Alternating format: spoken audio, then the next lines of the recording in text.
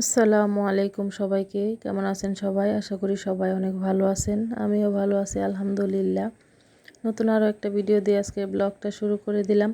আজকে হচ্ছে স্বামী সন্তানের আবদার পূরণ করার জন্য চলে আসছি। আজকে জুমার দিন, তো আপনাদের ভাইয়া বলতেছিল আজকে বাসায় পোলাও মাংস রান্না করার জন্য। সাথে আমার ছেলেটাও বলতেছিল যে আম্মু আজকে শুক্রবার, আমাদের জন্য পোলাও মাংস রান্না করো। তো স্বামী সন্তান যেহেতু আবদার করছে, তাদের আবদার তো আমাকে পূরণ করতেই হবে। এজন্যই আমি এখানে হচ্ছে যে গরু মাংস ভিজিয়ে নিয়েছিলাম। গরু মাংসটা ভালো করে কেটে নিয়েছি, আর আদা রসুন আজকে হচ্ছে বেটে রান্না করব। সাথে শুকনা মরিচও নিয়ে নিয়েছিলাম, আর শুকনা মরিচটা একটু পানিতে ভিজিয়ে রাখছি, মানে একটু যাতে নরম হতে পারে, তাহলে বাটতে একটু সুবিধা হবে আর কি, তাড়াতাড়ি বাটা হয়ে যাবে। তো সব কিছু বেটে নিয়ে আমি হচ্ছে কাটাকাটি করে এখন হচ্ছে রান্না করার জন্য চলে আসছি।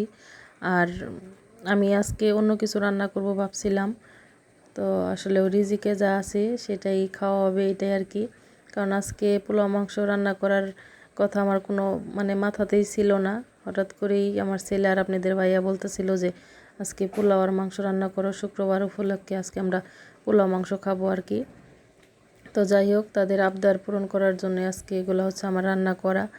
আপনাদের ভাইয়া তো কখনোই বলে না যে আজকে এটা রান্না করো ওইটা রান্না করো। আমি যখন যা রান্না করি সেটা দিয়েই খায়। আর আমি চেষ্টা করি সব সময় তার জিজ্ঞেস করে রান্না করার জন্য। আমি জিজ্ঞেস করি যে আজকে কী রান্না করব। বলে তোমার যা ইচ্ছা সেটা রান্না করো। তো এরপরও আমি বলি যে না, তুমি বলো আজকে কী রান্না করব। তো অনেক সময় বলে যে আজকে এটা রান্না করো ওইটা রান্না করো। তো সে যেভাবে বলে আমি ওইটাই রান্না করার চেষ্টা করি।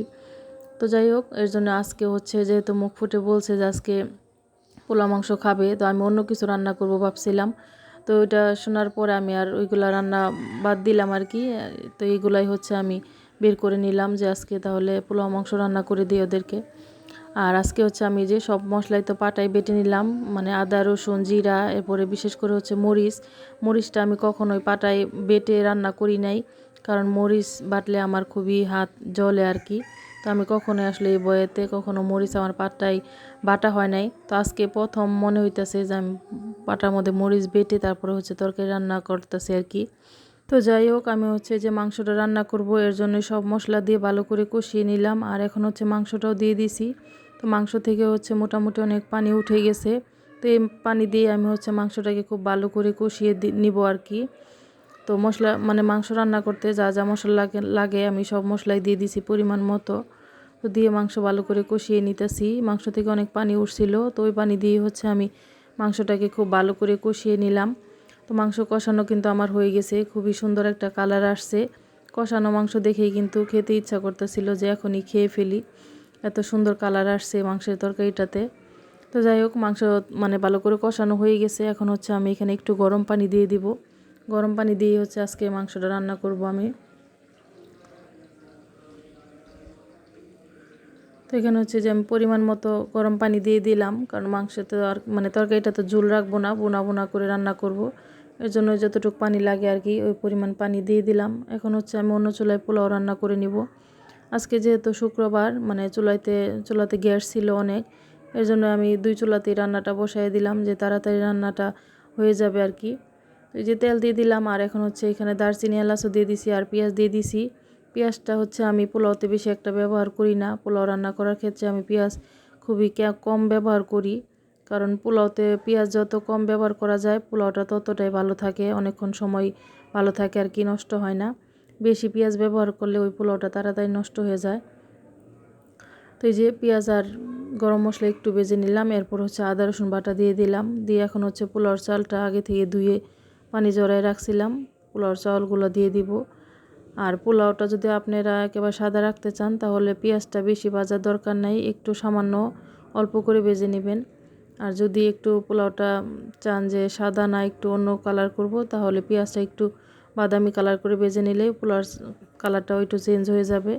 তো আমি হচ্ছে পোলাওটা সাদাই রান্না করব, এর জন্য পেঁয়াজটা আর বেশি ভাজলাম না, অল্প ভেজে নিলাম। এরপর আদা রসুন দিয়ে একটু ভেজে নিয়ে এখন হচ্ছে চাউল দিয়ে দিলাম।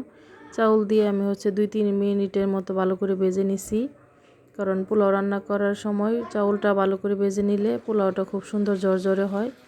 তো এরপর হচ্ছে আমি গরম পানি দিয়ে দিলাম এখানে পরিমাণ মতো।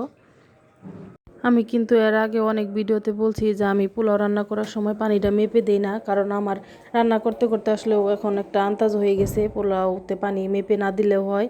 আমি আন্দাজ করে দিয়ে দেই। তো যারা হচ্ছে বুঝেন না তারা চাউল যা নেবেন তার থেকে ডবল হচ্ছে পানিটা দিয়ে দিবেন। 3 পট চাউল হলে 6 পট পানি দিয়ে দিবেন, আর 4 পট চাউল নিলে 8 পট পানি দিতে হবে। তো আমি হচ্ছে কখনোই মেপে দিই না, মানে পরিমাণ মতো করে দিয়ে দেই, হয়ে যায়। তো এরপর হচ্ছে আমি 2 চুলায় 2টা রান্না বসাই দিলাম, আর এখানে হচ্ছে বেসিংয়ে যে প্লেট বাটি অনেক কিছু বের হয়েছে, এগুলো একটু মাজা ঘষা করে নিব। কারণ সংসারে তো অনেক কাজ থাকে, এটা আপনারা সবাই জানেন। তো সব কাজ তো আর ক্যামেরা অন করে করা সম্ভব না। তো টুকটাক করে যা পারি ওইগুলাই আপনাদের সাথে একটু করে শেয়ার করি আর কি। তো মাজা ঘষা করে আমি হচ্ছে বেসিংটাও একটু ভালো করে পরিষ্কার করে নিব। রান্নাঘরটা যদি সব সময় একটু পরিষ্কার থাকে, মানে পরিপাটি করে রাখা যায়, তাহলে কিন্তু রান্নাঘরে আসলে আমাদের মনটা ভালো হয়ে যায়। কারণ একটা মেয়ে মানুষের মানে দিনের বেশিরভাগ সময়টাই কিন্তু রান্নাঘরের ভিতরেই চলে যায়। 3 বেলা রান্না করতে হয়, সকালের নাস্তা, দুপুরের রান্না, রাতের রান্না। তো বেশিরভাগ সময় কিন্তু রান্নাঘরেই কাটানো হয়। তো এর জন্যই রান্নাঘরটা যদি সব সময় পরিপাটি হয়ে থাকে, তাহলে কিন্তু রান্নাঘরে আসলে আমাদের মনটা ভালো হয়ে যায় সব সময় পরিষ্কার থাকলে আর কি। তো আমি হচ্ছে সব কিছু মাজা শেষ করলাম। এখন হচ্ছে বেসিংটাও খুব ভালো করে পরিষ্কার করে নিলাম। আর এখানে হচ্ছে যে আমার পোলাও থেকে পানিটাও কমে গেছে, আমি ঢাকনা তুলে একটু নেড়ে চেড়ে দিব। এরপর হচ্ছে 10 মিনিটের জন্য ঢাকনা দিয়ে ডেকে দমে দিয়ে দিব আর কি, যাতে করে পোলাওর চালটা মানে সবগুলা চাউল সুন্দরভাবে ফুটতে পারে। তো নেড়ে চেড়ে আমি হচ্ছে 10 মিনিটের জন্য ঢাকনা দিয়ে দমে দিয়ে দিলাম, সুন্দরভাবে পোলাওটা হয়ে যাক। আর এখানে হচ্ছে মাংসের তরকারিটাও আমার হয়ে গেছে, ঢাকনা তুলে নিলাম একটু নেড়ে চেড়ে। এরপর হচ্ছে আমি এখানে গরম মশলার গুঁড়া দিয়ে দেবো 1/2 চামচ। তো আমার যে ঘরে তৈরি করছিলাম আমি শাহি গরম মশলার গুঁড়াটা, ওইখান থেকে আমি হচ্ছে 1/2 চামচের মতো দিয়ে দিব। তো আমার এই শাহি গরম মশলার গুঁড়াটা আমার চ্যানেলে দেওয়া আছে, তো আপনারা চাইলে দেখে আসতে পারেন। তো এই গরম মশলার গুঁড়াটা আসলেও মানে ফ্লেভারটা অনেক বেশি স্ট্রং হয়, তো বেশি দেওয়া যাবে না, বেশি দিলে আসলেও খাওয়া যাবে না। খুবই সুন্দর গরম মশলার গুঁড়াটা দিলে আর কি, খুবই সুন্দর একটা ঘ্রাণ আসে গরু মাংসের তরকারি থেকে। আমি হচ্ছে 1/2 চামচের মতো দিয়ে দিয়েছিলাম, দিয়ে 5 মিনিট রাখছি। এই তো 5 মিনিট পর আমার মাংসের তরকারির কালারটা দেখেন মাশাআল্লাহ কতটা সুন্দর হয়েছে। মানে বাটা মশলার তরকারি যে এতটা সুন্দর হয়, এত মজার হয়, রান্না করে খেয়ে না দেখলে আসলে বুঝতেই পারবেন না। তো খুবই সুন্দর হয়েছিল আমার মাংসের তরকারিটা। তো রান্না বান্না শেষ করে এখন হচ্ছে আমি চলে আসছি রুমগুলা গুছগাছ করার জন্য। তার আগে হচ্ছে আমি টেবিলের উপরেটা একটু গুছিয়ে নিব। তো টেবিলের উপরেটা হচ্ছে আমি একটু ভালো করে মোছামুছি করতেছিলাম। আর এই যে এখানে হচ্ছে একটা বক্স নিলাম, এই বক্সে যে আমি চাউলগুলো রাখলাম, এই বক্সের মুখাটা দেখেন, এটা হচ্ছে আমার ইঁদুরে কেটে দিছিল। তো এটার আমি ফালাই নাই, আমি ওটাকে হচ্ছে ভালো করে কষ্টিপ দিয়ে মুখটাকে আটকিয়ে দিছি, যাতে করে মানে কোনো কিছু রাখলে জিনিসটা ভালো থাকে। তো আপনারা হয়তো অনেকে বলতে পারেন যে ইঁদুরে কেটে দিছে, এটা আবার রাইখা দিছেন, এটা তো ফালাইয়া দিলেও দিতে পারতেন। আসলে দেখেন আমরা হচ্ছে নিম্ন মধ্যবিত্ত ফ্যামিলির মানুষ, আমরা চাইলেই তো আর কিছু করতে পারি না। আমাদের একটা কিছু করতে হলে অনেক চিন্তা ভাবনা করে করতে হয়, একটু সময় নিয়ে করতে হয়। তো আমি হচ্ছে চিন্তা করছি যখন কিনতে পারবো তখন হচ্ছে এগুলো হয়তো বা ব্যবহার করব না। তো এখন যেহেতু নাই, আপাতত এগুলাই ব্যবহার করতেছিলাম। কষ্টিপ দিয়ে হচ্ছে মুখাগুলোকে ভালো করে আটকাই দিছি, যাতে করে কোনো কিছু রাখলে জিনিসগুলো আমার ভালো থাকে, নষ্ট না হয়ে যায়।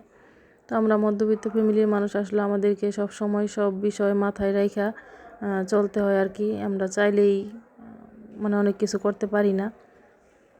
চাইলেই মন চাইলেও যে সংসারের জন্য একটা কিছু কিনলাম, এটা কিন্তু চাইলেই হয় না। মানে সংসারের জন্য একটা কিছু কিনতে হলেও অনেক মানে হিসাব করে চলে, একটু একটু করে টাকা জমিয়ে তারপরে আমাদের কোনো কিছু কিনতে হয় আর কি। তো যাই হোক, আমি হচ্ছে সব কিছু গুছগাছ করে রুমগুলো ঝাড়ু দিয়ে নিতেছিলাম। তো আজকে টুকটাক করে অনেক কিছুই শেয়ার করলাম আপনাদের সাথে। তো আমার আজকের ভিডিওটা যদি আপনাদের কাছে ভালো লেগে থাকে, তাহলে সবাই প্লিজ দয়া করে চ্যানেলটাকে সাবস্ক্রাইব করে দিবেন, আর একটা লাইক দিয়ে দিবেন। ভিডিওটা শেয়ার করে অন্যদেরকেও দেখার সুযোগ করে দিবেন। তো এই যে রান্না বান্না শেষ করে আমি হচ্ছে সব কিছু গুছিয়ে এখানে টেবিলের উপরে এখন খাবারগুলো রেখে দিছি।